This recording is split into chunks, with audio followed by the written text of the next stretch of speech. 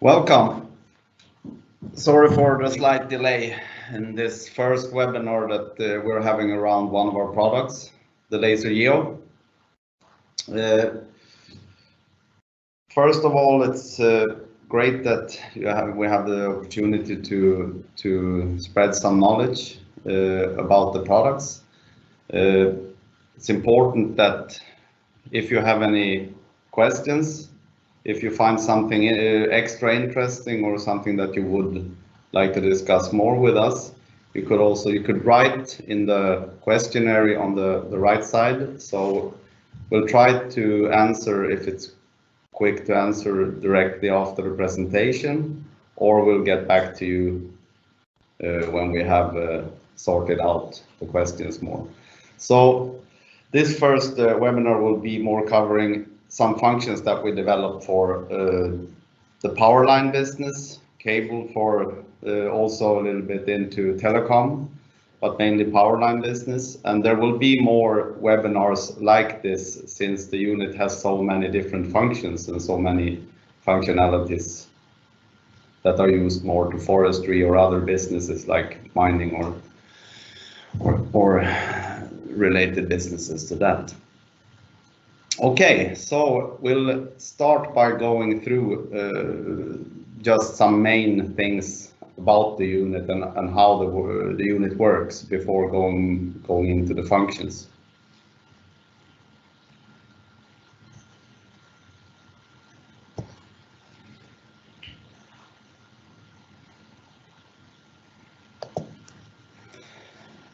The Laser Geo has a lot of different sensors built in, and it has a tilt sensor, and the tilt sensor is used to measure angles. You will use the tilt sensor in the functions, for example, when measuring heights and when measuring angles. The tilt sensor is very accurate and at 0.1 degree. Then you have a high precision laser, and the laser rangefinder is working from 0.5 meter up to over 600 meters, and it's a high precision laser.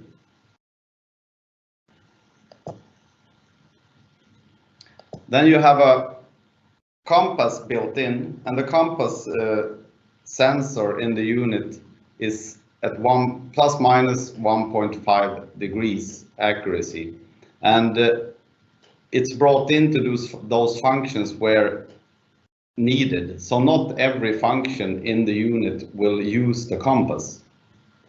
For example, when measuring how wide an object is, if you measure the green crown of a tree, you will need the compass. So you measure one point in relation to the other, the unit will use the compass.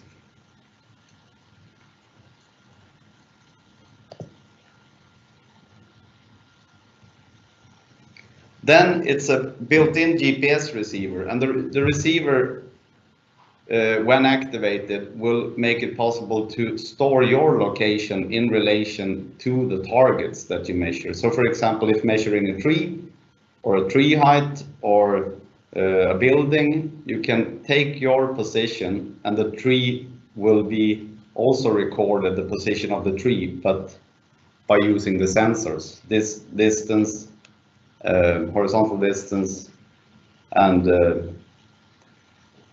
the angle and the distance. Then it's a built-in disk drive, so you can actually store all your measurements locally in the unit. So when performing a measurement, press send, and if the memory is activated, you will store it locally in the device. It has Bluetooth, so you can connect to any tablet or any PC or a phone that has Bluetooth. And the data can first be stored locally in the unit and then sent as a file to external devices. Here we also developed, and that will be a special webinar probably around our Hagloff link that communicates with the Geo.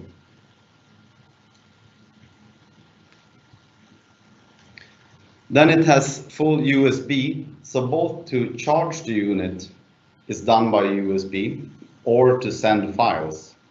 And you can send files to your PC, and it's just to plug the unit in, and you will directly, you don't need any external software. It will be like a disk drive on your laptop, and you can just open the files. And we store CSV and KML files in the unit. Then it has a built-in rechargeable battery, and the battery is fully charged after 3.5 hours. You can charge it in the car, you can charge it at the office, or you can charge it with a portable, like an emergency charger in the forest. But overall, it has a very good lifetime, and even if you use all the sensors, it's not a problem to work a full day. And most times it's much longer, but we recommend to charge it after a day's field work. It has a graphic display, and the display is very visible, and we had it on several other models of our instrument, like the Vertex, for those of you who are familiar with that. This makes it visible to see all the measurements that's been done. What is now in the Geo, you have also a heads-up display, OLED display, where all the measurements from your heights or distance or compass bearing will be visible directly in the scope. So there are two ways of seeing the data, either on the side of the unit or in the scope, heads up.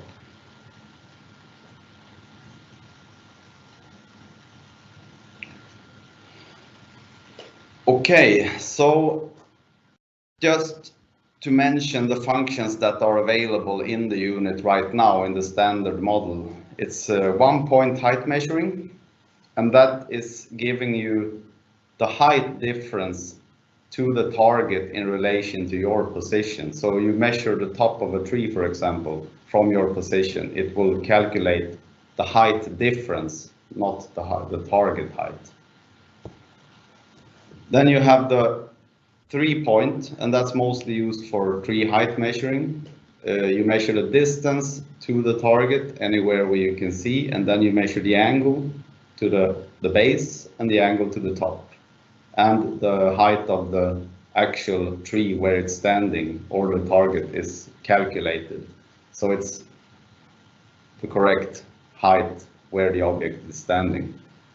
Doesn't matter if it's a slope or not, so that is a very good function for tree heights. Then we have the 3D vector, and the 3D vector is used for many different occasions. And here it's also interesting to hear what you say. Maybe you will find other user areas for it. But for example, to measure a green crown width, how wide is the green crown? You will measure a position at the left side of the tree and store that, send it to the memory, and you measure the right side, send it to the memory, and the unit will calculate the distance between those 2 points. But it gives you all the vectors, so it gives you the height relation, it gives you the slope relation, it gives you everything connected to the point stored. Then we have a compass, and the compass menu, as I said, could be used in many functions. For example, in the 3D vector to calculate distance between points. But there is also a standalone compass where you can see the compass in the heads-up display. You see the bearing, and that has 360 or 400 gone as a setting, and it's used as a regular compass. Then you have the menu angle, and that gives you the slope directly in the heads-up display or on the graphic display. And that is used to measure angles in the terrain, but also used in many functions. Then we have map target, and map target is used if, for example, if you're standing in the center of a big clear-cutted area and you want to avoid going around it. Maybe there is a stream or something that makes it impossible to come to the other side.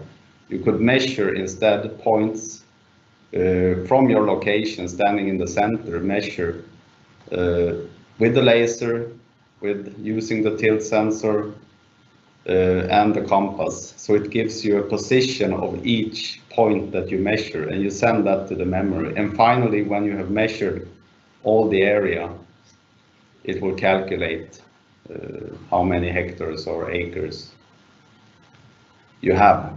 It's not only in forestry, it can be used in many areas, but you don't have to walk around it like with GPS. Then we have map trail, and map trail could be used, for example, when making a skidder road in the forest, or making a for road construction, or just making a path. We have users that use it in the Alps for example, cable winding projects. But what is unique with this is it's not depending on the GPS.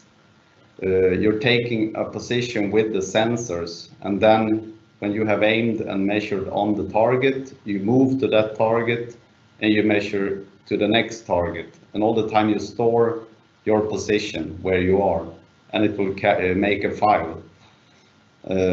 As I said earlier, it's CSV, can be opened in most GIS programs, or a KML that's visible directly in Google Earth. Then we have line clear, and we have the delta height, and those are the functions that we will come into during this presentation, and also a newly developed function called mean dist. So let's continue then.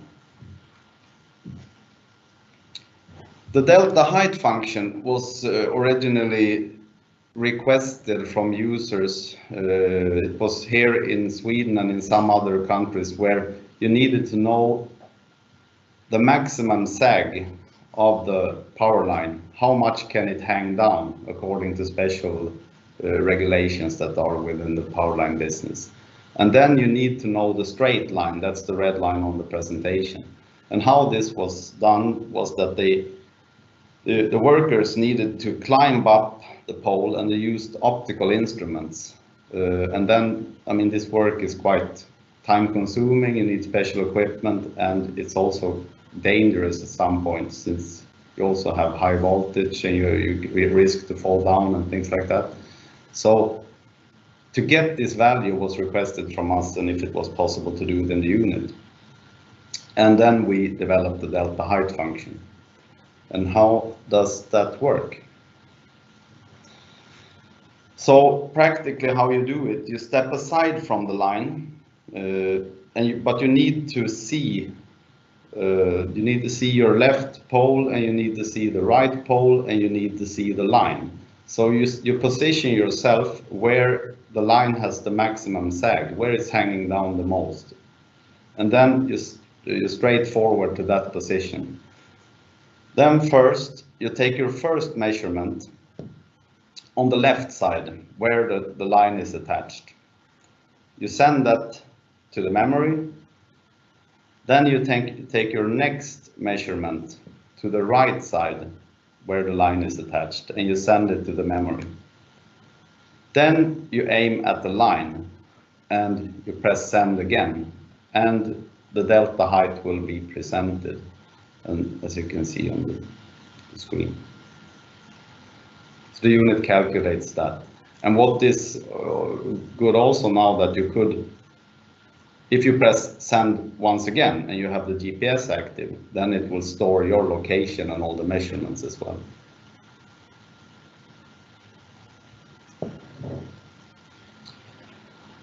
Next function in the Geo is the line clear, and this function is quite visible on this presentation, but you want to avoid that the power is cut off. It costs a lot of money, it's time consuming, and many times it's during storms or things like that, so it's hard to get out and fix the problems. And if you can avoid that, you save a lot of money. So the trees that are near, you want to know if they are a risk to fall over the line or not. And this was originally done by our customers using a pen and paper. And this is, it's not so hard to do. It's not so heavy calculations as long as the tree is standing on the same height or base, if it's not in a slope. But you know, it's almost never like that in forested areas. You have a hill, a tree up a hill, or you have it down in a valley, and the calculations are much harder. So we developed a function for the unit to calculate if the tree is a risk or not. And this is how it works. So you position yourself facing the tree that you want to control, straight to that tree. You need to see the line and you need to see the tree from your position. You should not stand straight under the line. You should back away a bit more, so you have the line in front of you and the tree in that direction. Then first of all, you measure on the line, and then you press send. Then what you want to measure the tree. So what the function that is used now is the 3-point function as default. So you don't choose any function. You measure the distance to the tree, and then you measure the angle, and you measure the angle to the top. And you press send once again. The instrument will calculate if the tree will fall on the line with how many decimeters or not. And it will say a negative value or a positive value. And it will say okay or not okay. And in this function, you can see that it's the laser and the tilt sensor that is used, not the compass.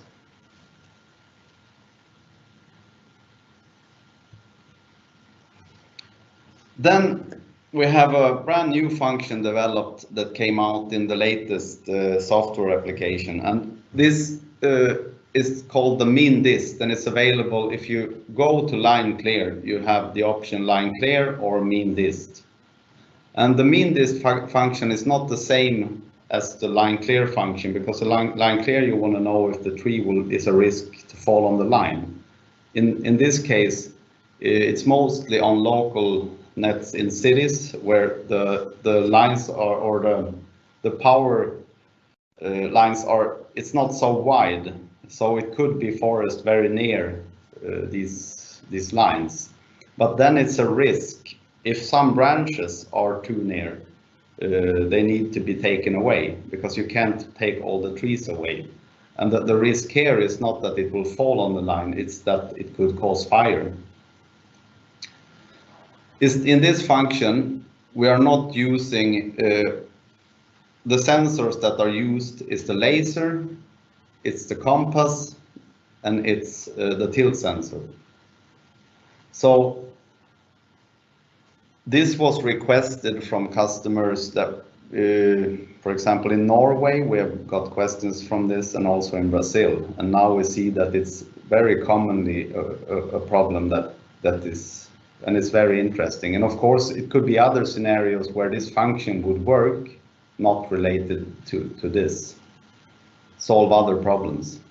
But this is what you do. You step out from the power line, because you should avoid being in the line, because the compass, as you know, will have a problem inside the line because of the high voltage, the electricity there. It's the same as you should not use your cell phone nearby. You should not use metallic objects. It could be your car keys or anything like that, because it could interfere with the compass. So here we step out from the line, and now we want to measure and know the nearest distance from the branch to the line. So I take my first measurement at the left side of the line, and this is the left side of the tree in relation to the line. My second measurement, I measure on the right side, and for each measurement I press send store that value to the memory. So my second measurement is on the right side on the line in relation in the tree location to the line. And then my third measurement, I measure on the branch, and it will calculate that distance. And this is a security distance. And normally in the branches could be taken away. Here in Sweden, many places they use a helicopter and they fly with a big saw and take the branches away in these cases.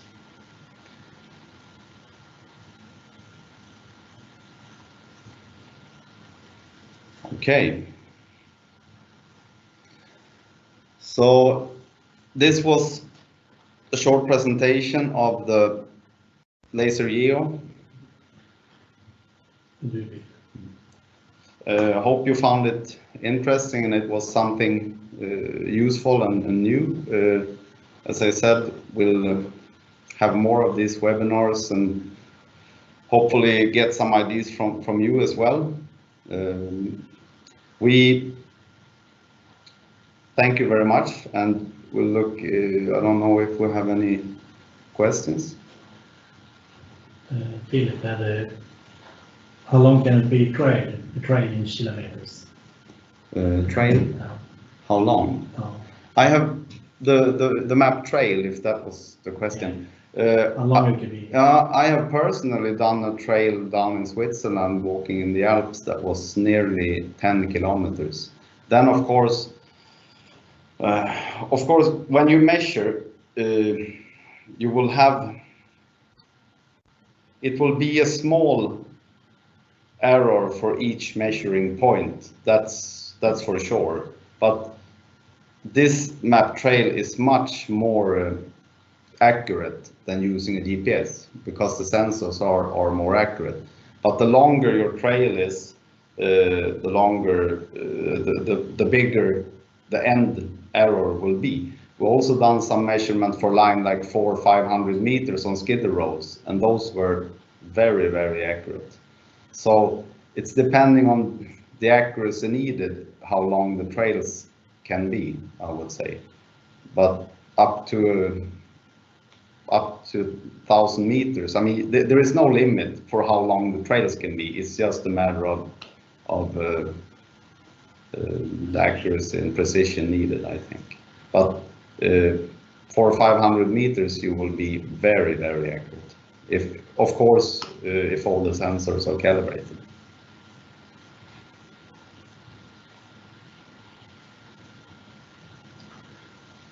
Wow. Okay, so thank you very much. If you have something, please write us. You have our emails, and we will have more of these webinars. And if you have ideas, please let us know. Thank you very much.